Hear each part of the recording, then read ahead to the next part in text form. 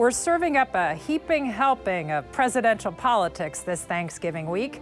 Our political reporters take a short break from the campaign trail for a roundtable discussion on this edition of Iowa Press. Funding for Iowa Press was provided by Friends, the Iowa PBS Foundation, the Associated General Contractors of Iowa, the public's partner in building Iowa's highway, bridge, and municipal utility infrastructure. Elite Casino Resorts is rooted in Iowa. Elite was founded 30 years ago in Dubuque and owned by 1,200 Iowans from more than 45 counties. With resorts in Riverside, Davenport, and Larchwood, Iowa, Elite is committed to the communities we serve. Across Iowa, hundreds of neighborhood banks strive to serve their communities, provide jobs, and help local businesses. Iowa banks are proud to back the life you build. Learn more at iowabankers.com.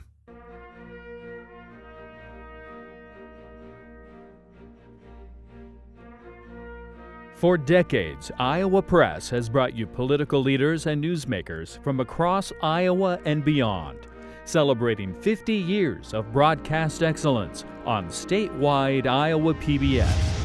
This is the Friday, November 24th edition of Iowa Press. Here is Kay Henderson. If you are counting down the days to the Iowa caucuses, we have a group of people at this table who are doing the exact same thing. The January 15th caucuses are now less than 2 months away, and we are going to be talking about what's happening on the caucus campaign trail with a group of Iowa reporters. Brianne Pfannenstiel is the chief politics reporter at the Des Moines Register. Clay Masters is the morning edition host and lead political reporter for Iowa Public Radio. Stephen Gruber-Miller is part of the politics team at the Des Moines Register. And Erin Murphy is the Des Moines bureau chief for the Gazette in Cedar Rapids. Brianne, let's start with you. Your newspaper does this thing called an Iowa poll. And the most recent one gave a snapshot of the race in late October that seems to be kind of where the race still is at this point in November. Yeah, it's always really nice when you're out as a reporter kind of doing your interviews, kind of gathering some anecdotal evidence, and then to have data that really backs up what we're seeing on the ground. And this poll really did that. It showed Donald Trump ahead with 43%, and it showed Nikki Haley surging. She gained about 10 points since the last time we polled, coming into a tied second place with Ron DeSantis at 16%. DeSantis has faltered just a little bit, 3% down from the last time we polled, and everyone else really in single digits. Tim Scott, before he dropped out, was at 7%. Vivek Ramaswamy was at 4%, tied with Chris Christie, who has not set foot in Iowa this caucus cycle, at 4%, and then a couple of stragglers down in the very low single digits. So is that what y'all are seeing on the trail? Yeah, I think that matches up. That it seems to be that Iowa's doing its job in whittling the field. But I also think that there's time for something that happened. And I was actually going to throw this back to Brianne, because I keep saying to people who ask, there's still time for something to happen. These candidates have been stuck in the teens. There's still time, as little time as there is left. You described, Kay. There's still time for a surge to happen and that race to become tighter and more interesting. And Brianne, I think you looked into that, right? Recent Iowa polls. Right. I looked into some of our past Iowa poll data that over the last 3 competitive GOP cycles, and it showed that the eventual winner of the Republican caucuses surged by an average of 20 points from our October Iowa polling to their eventual finish on caucus day. Huckabee, Santorum, Cruz. Exactly.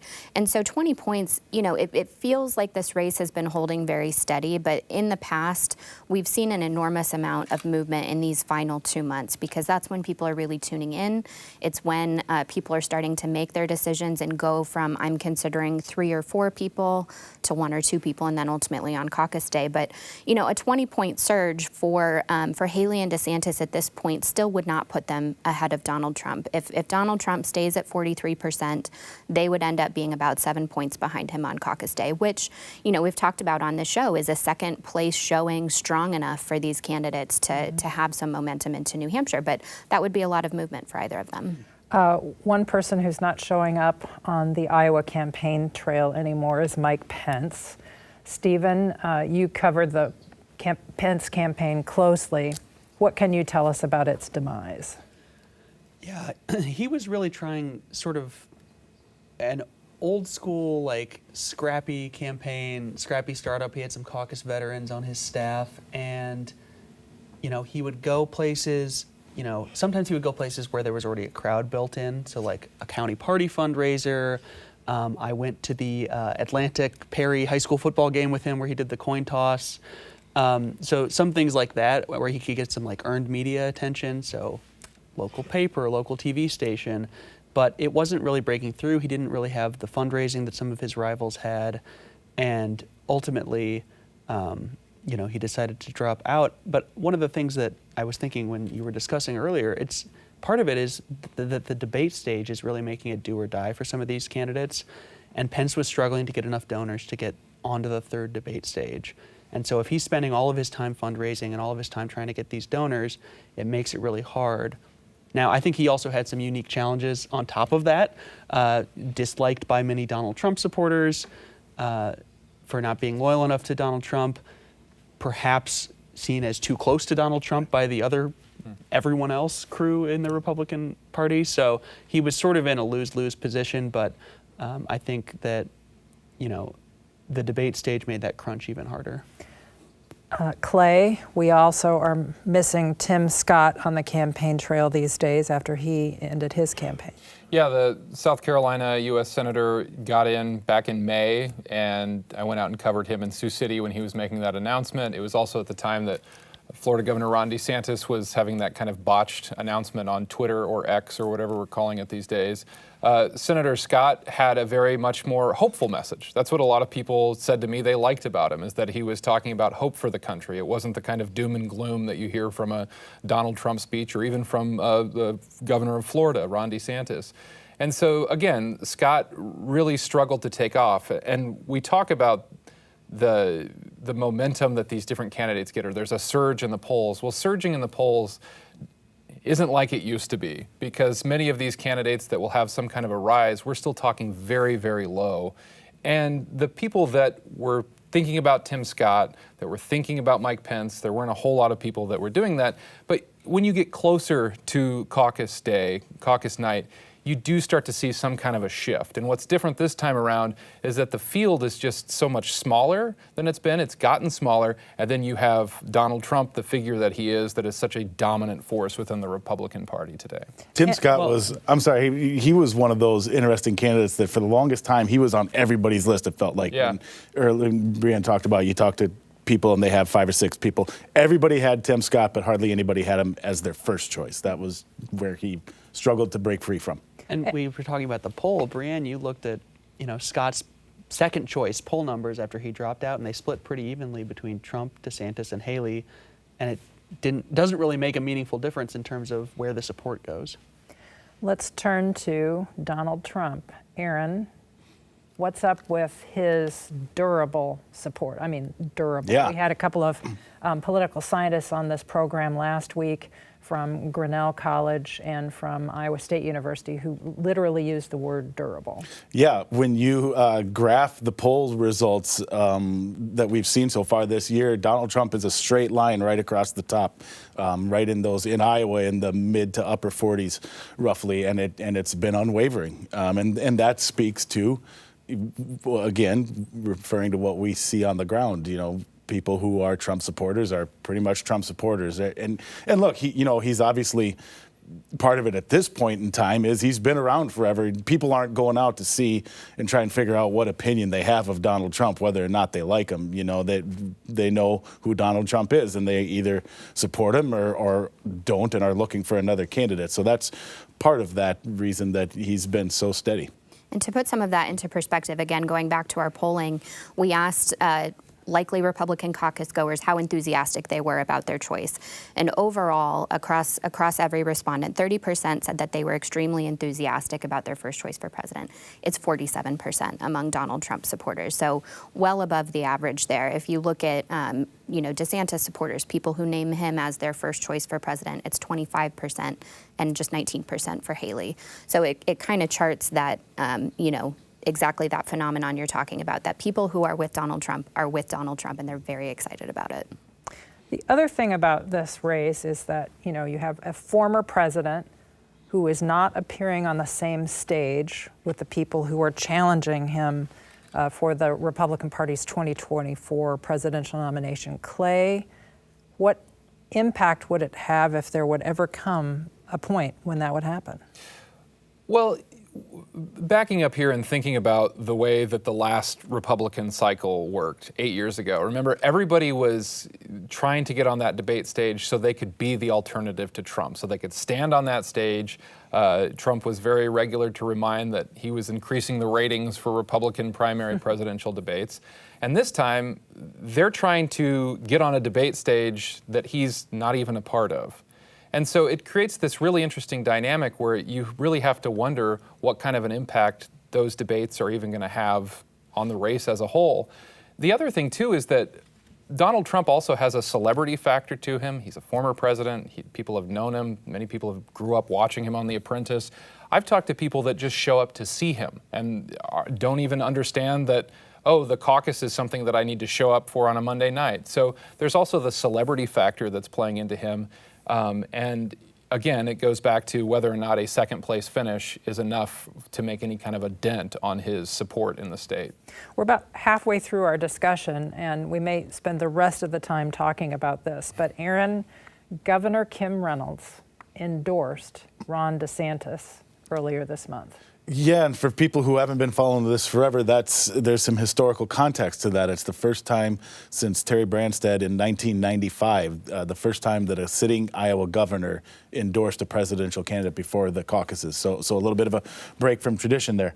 No immediate bump in the polls that we've seen, and when you talk to political science experts, they'll tell you the vast majority of endorsements don't move the needle, so that bears noting. But the one thing I will add to that as a sort of a caveat and an eye towards the future is, to me, it's not just, and it still might not matter, but I am curious to watch. It's not just the endorsement itself. Kim Reynolds is now going around the state and campaigning with and for Ron DeSantis. That could have an impact. I could see that swaying some Iowa Republicans because she's a very popular figure within the Iowa Republican Party. So it's not necessarily in the endorsement, it's the work that she does in the next 6-7 weeks, whatever we're at now, that could move the needle. And they're already out with an ad with her featured Right. in it, so they're going to use her as much as they can between now and then. Well, and Kim Reynolds is a person who is, you know, most recently running a campaign in Iowa, so she knows what the lay of the land here is, Brianne. Right, that's exactly right. She has been all across the state. She knows very well from just having come off this recent campaign where to be, what the activists are, what the vibe is in each part of the state. And I think, too, you know, it sometimes misses the mark when people say, is this endorsement going to swing people immediately for Ron DeSantis? I think what an endorsement can do, especially from someone as high profile as her, is give cover to other people to get into the race, to start possibly a domino effect of endorsements. If we see big, you know, there are still several outstanding big endorsements in this race. Bob Vanderplatz has said that he's likely to endorse before Christmas. Randy Feenstra has said that he intends to endorse in this race. If there is a palpable coalescing around Ron DeSantis versus, say, Nikki Haley as the non-Trump candidate, then I think that creates some actual movement in this race and could, you know, again, could start getting people off the sidelines and around a single Donald Trump alternative. By the way, sorry, just to put a pin on that, a conspiracy theorist might say, look at the timing of that Reynolds endorsement, which came around the same time as Nikki Haley's surge in those polls, and say that might have been why that happened at that time. If Ron DeSantis is going to try to be the alternative, the Trump alternative, and try and fend off a challenger, that might have been why Governor Reynolds endorsed when she did. Well, Clay, the other reason she may have endorsed is because Donald Trump gave her a lot of flack for not endorsing. That's right. Ever since this summer, he was frustrated, very vocally frustrated, that Governor Reynolds hadn't endorsed him. And then when she did endorse the Florida governor, he was quick to call her disloyal, took credit for her win in 2018, which he has regularly done with Ron DeSantis as well, calling both of them disloyal. He was in Fort Dodge recently, where he gave a Commit to Caucus campaign speech, and he didn't really say he didn't say anything about the governor. He made kind of an offhand comment that made it kind of sound like he was saying that she wasn't loyal, just repeating but didn't say her name. Didn't say her name, but he did say something many of us have said, like, if he wins well enough on the Iowa caucus night, that maybe could be enough to get other people to drop out so they could focus on the general election. Loyalty is a big deal to Donald Trump. He has indicated on the campaign trail. He also sort of dinged a couple of U.S. senators from Iowa, Brianne. That's right. He also talked about, Chuck Grassley and Joni Ernst and taking credit for their wins in Iowa as well. And so those are two people who've said that they don't plan to endorse in this race, and they've held very true to that so far. I don't have any indication that we're expecting an endorsement from them. But again, if Donald Trump starts making enemies of people, it perhaps, creates an incentive to get off the sideline if you were opposed to him. One of the interesting points in the Register Iowa poll that I saw was that nearly 80% of people who said they were likely caucus goers indicated that a candidate's stand on abortion is either important or very important to their decision of who to support in the caucuses. So, Erin, how is this playing out on the campaign trail? It seems like DeSantis is trying to tap into this. Yeah, well, and what's interesting about it is there is a divide in how the different candidates are talking about this policy, definitely, which is fascinating for me as an observer, because when you get to an issue that's such a central part of a one political party or the other, usually you get very similar policy views from the field. So to have these differences is and it's going to be fascinating to see how voters respond to this. Donald Trump talked about the beautiful compromise that he's going to come up with that everybody on both political parties is going to love. Ron DeSantis, you mentioned, has leaned into supporting what Governor Reynolds and Iowa Republicans did here with the law that would prohibit abortions once a fetus's heartbeat can be detected. That's going through the courts right now. He did something very similar in Florida. Nikki Haley has talked about being pro-life, but also wanting to have, she calls it an adult conversation and dealing with the political realities of Washington and passing something at the federal level. So you actually have space between the way these candidates are talking about this issue, and it's going to be fascinating to see if that lends to Iowa Republicans gravitating towards one of them because of that. Can anyone actually pinpoint why the Haley surge is happening, Brianne?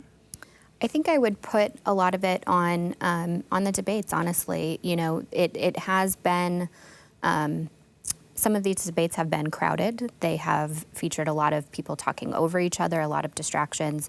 And I think Haley pretty consistently has been able to deliver strong performances. Again, so much of politics and presidential politics especially is about beating expectations. And I don't think there was a super high expectation for her. People were expecting a lot of Ron DeSantis. And then when Vivek had a strong first debate, they were expecting a lot from him in the second one. Haley maybe got kind of lost in that mix. So I think she's exceeded the expectations for these debates. And then, we published a story this morning. Stephen wrote about her ability to bring in independents and to bring in people who are not necessarily who you think of as the core base of Republican supporters in Iowa, Republican caucus goers, suburban women. So she's able to create kind of this different coalition than we're used to seeing. And so I think a lot of her positions speak to that. And I should mention for our viewers that we are taping this program to accommodate everyone's schedule. We're taping it on Tuesday morning. Yeah, and to that point about the people Haley's bringing into her events, I was at some of her campaign stops on Friday, and I was interested in this. Like, how is she, what is she seeing as far as interest from people who are maybe not your typical Republican caucus goers, and how is she making that sort of closing pitch to them that you should actually stick with me? Because the poll last month found that there's support for her, there's interest in her, but like Brianne said earlier, there's a lower level of people saying, I'm extremely excited or I'm ready to commit to her. So, somebody asked her about this, how can you beat Trump? And she went ahead and she gave an entire answer that laid out like, okay, I'm going to be on the debates. People are going to drop out when they can't make the debate stage. I'm going to do well in Iowa. People are going to drop out after that. And then New Hampshire. And then in South Carolina, which is her home state, she says that's where we're going to win against Trump. And so she's got this whole, like, it was like a presentation. She's got like the step-by-step of how we're going to succeed. So we'll see if that wins people over for her. And the other thing is, people just say that she seems like an adult, like she has common sense, like she's a good leader. These are all things people told me this weekend. And they like her foreign policy experience, and that has been maybe another factor in her rise. There's been so much attention on foreign policy with Israel and with Ukraine that people are taking a look at her because of that. Clay, you mentioned the Donald Trump event in Fort Dodge last Saturday, a Commit to Caucus event. Let's talk about the potential for turnout. The political science professors who were on this program last week said their prediction is the turnout will be lower than the record in 2016. Do you have any sense of sort of what's going on in terms of how these respective campaigns are planning for turnout? I mean, the campaigns are planning for big turnout, and they'll tell you all about it. But, you know, you go to these events, and they're handing out Commit to Caucus cards. A big thing about these events, too, is just teaching people how the caucuses work. I was at an event for Ron DeSantis in Council Bluffs where a couple who've lived in Iowa their whole lives, never caucused before, but they were coming to see Ron DeSantis, and they said to me, well, we've just heard that it's really loud and it's kind of like frustrating to be there. And I had to explain that, no, that's how the Democrats have historically done it. Republicans write it down on a secret ballot and hand it in. So there's a level of education that goes on in here. And also the Republican Party of Iowa wants this to go really well and have good turnout, because hanging over all of this is what happened to the Democrats 4 years ago in Iowa. And I think we're going to talk about that quickly in a moment. We all remember what happened on caucus night in 2020 when there were no results. The Associated Press to this day still has not named a winner. And so Republicans here in the state and the campaigns that are here, if they want things to go well for the state in 2028, there has to be really good turnout, I think, for it to continue to go forward. Does anyone else see a turnout have a turnout prediction? I wouldn't be surprised that it's not as big as we've seen in recent years either. The other thing you see is, and this is always the case at a Donald Trump event, half the people there aren't even from Iowa. And I think Vivek Ramaswamy is another one that Stephen kind of alluded to. Nikki Haley drawn in your maybe not typical caucus goers. Vivek Ramaswamy is another one. So as big as his crowds start to get, how many of those people are just there because they're interested in him, and versus are they people who are going to stick with this and show up at their local high school on a cold January night in December? So it feels, this is nothing scientific, it feels like a slightly lower turnout kind of year. Brianne, January 15th, the Iowa Democratic Party will also be turning out on a cold night in gymnasiums all across the state of Iowa and having in-person caucuses, but they're also having this presidential preference card mail-in system. Right, very different than the way Democrats have done this in the past. Their casting of presidential preferences will be done entirely by mail. Democrats can already begin requesting those preference cards online. There are several ways to do that, but basically they will write in their preferences, they'll mail them in, and those will be tallied in March on Super Tuesday. But Democrats will gather in person to conduct party business on January 15th, and I imagine that turnout will be quite lower than in 2020. Clay, is there any benefit to the Iowa Democratic Party sort of playing by the rules? Well, I mean, there was their Liberty and Justice celebration that happened a few weeks ago, where Senator John Fetterman from Pennsylvania came and was the kind of the keynote speaker, and that kind of felt like okay, you're going to play by the rules that the Rules and Bylaws Committee has put forward, because New Hampshire is not doing that, but Iowa is playing along. And the chair of the Iowa Democratic Party, Rita Hart, has pointed out that the Rules and Bylaws Committee has said that they're going to open up this process in 4 years, and that's when theoretically there would be a more competitive Democratic primary. So yeah, some positives for them, I think. But we still don't know if they're going to put the names of other candidates who are Democrats, like Dean Phillips, the Minnesota congressman who's running for president on that presidential preference card. That decision will come the next time the Iowa Democratic Party's State Central Committee meets. Now, We just have about 90 seconds left, and I regret to inform you that the legislature will convene in early January, and so we will be covering legislative business and the close down of the 2024 caucus campaign. Stephen, the governor gave us a few niblets this week about what she will be presenting to lawmakers. Yeah, I've got 2 countdown clocks in my head going, 3 if you count the time we have left on this show. So the governor has made it clear time and again that she would like to further cut Iowans' taxes. She hasn't given details for what those plans will look like, but she's previously talked about eventually phasing out entirely the state's personal income tax. So currently, there's a law on the books that will ratchet down the income tax to a 3.9% rate. She would like to do away with that entirely. So you might see Republicans trying to speed that up. The other thing she talked about this week with us was education policies. We've seen a lot of attention on education, but it sounds like Governor Reynolds wants to really look at, test scores, standards. How are we helping students with disabilities, students who are learning English as a second language? So again, we didn't get details, but those were things that she indicated she wants to look at next session. Well, we can talk about those details on another edition of Iowa Press because we are done with this conversation. Thanks to you all, and happy Thanksgiving to you and yours. You too, Kay. Same to all of our viewers. Happy Thanksgiving. For everyone here at Iowa PBS, we wish you a good day.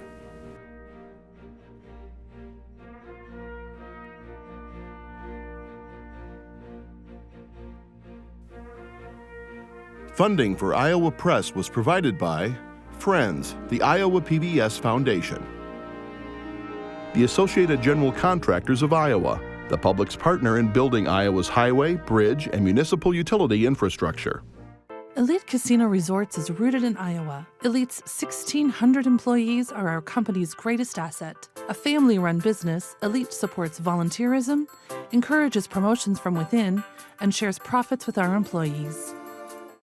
Across Iowa, hundreds of neighborhood banks strive to serve their communities, provide jobs, and help local businesses. Iowa banks are proud to back the life you build. Learn more at iowabankers.com.